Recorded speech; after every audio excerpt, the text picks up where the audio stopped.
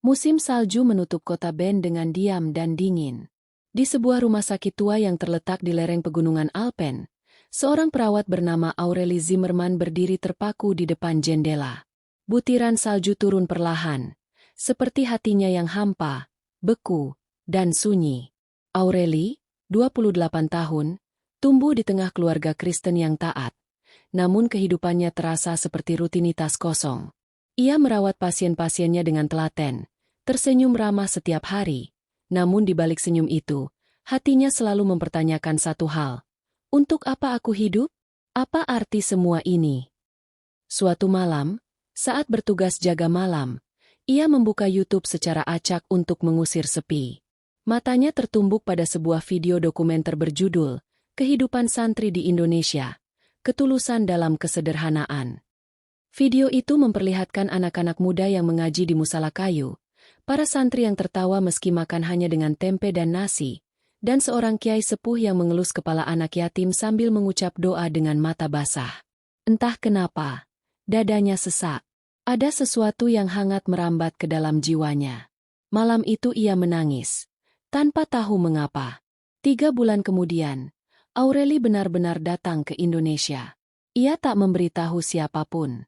Dengan visa wisata dan tekad yang mengalahkan rasa takut, ia meninggalkan Swiss dan menapakkan kaki di Surabaya. Dari sana, ia menuju sebuah pesantren terpencil di daerah Jombang, Jawa Timur, pesantren Darussalam, pesantren yang sama dalam video yang dulu menggugah hatinya. Awalnya, keberadaannya membuat para santri terkejut. Seorang bule cantik berdiri di pelataran pesantren dengan tas ransel dan mata sembab. Tapi mereka menerimanya dengan hangat, meski dengan rasa penasaran yang tak bisa disembunyikan.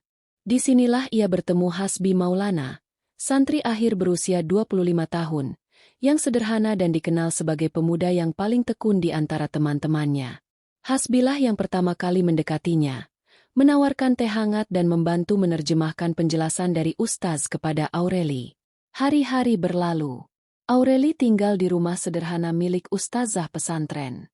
Ia mulai mengenakan kerudung sebagai bentuk rasa hormat, belajar wudhu, memperhatikan sholat jamaah, dan sesekali duduk di belakang saat kajian tafsir berlangsung. Hasbi mengajarkannya tentang Islam, bukan dengan ceramah, tapi lewat sikap. Ketika Hasbi membantu santri kecil mencuci pakaian, ketika ia menuntun orang tua buta ke masjid, atau saat ia menahan marah meski difitnah oleh temannya sendiri, semua itu menjadi dakwah yang nyata bagi Aurelie.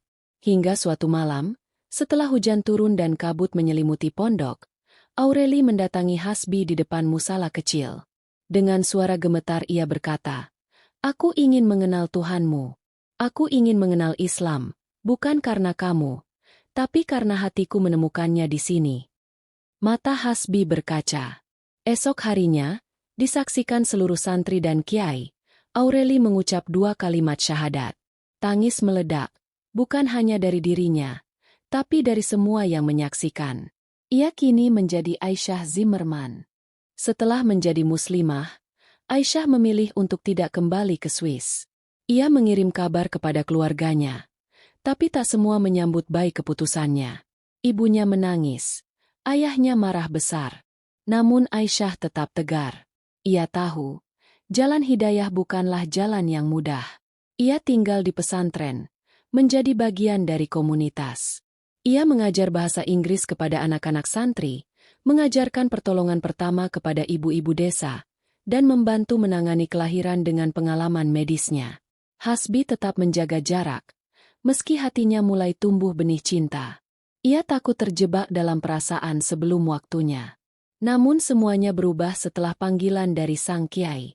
"Hasbi, jika perempuan ini membuatmu lebih dekat dengan Allah, maka jangan biarkan dia menunggu dalam kebimbangan." Dengan restu kiai, Hasbi melamar Aisyah, bukan dengan cincin emas atau janji mewah, melainkan dengan kalimat lirih penuh keyakinan. "Bukan karena kamu cantik, bukan karena kamu bule, tapi karena Allah menghadirkanmu dalam doaku yang lama." Pernikahan mereka berlangsung sederhana di pelataran musala. Hanya selembar sajadah, saksi 2 orang ustaz, dan lantunan syalawat dari para santri yang ikut menyaksikan. Aisyah menangis terisak saat ijab kabul selesai. Bukan karena sedih, tapi karena ia merasa menemukan rumah yang sesungguhnya. Bukan rumah berdinding bata, tapi rumah di hati yang dipenuhi cahaya.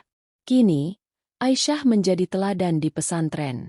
Ia memakai gamis sederhana, menggendong bayi warga, dan ikut kerja bakti bersama para ibu. Ia tak pernah rindu Swiss, karena menurutnya, yang kutemukan di pesantren ini lebih hangat dari ribuan pelukan musim salju di negeriku.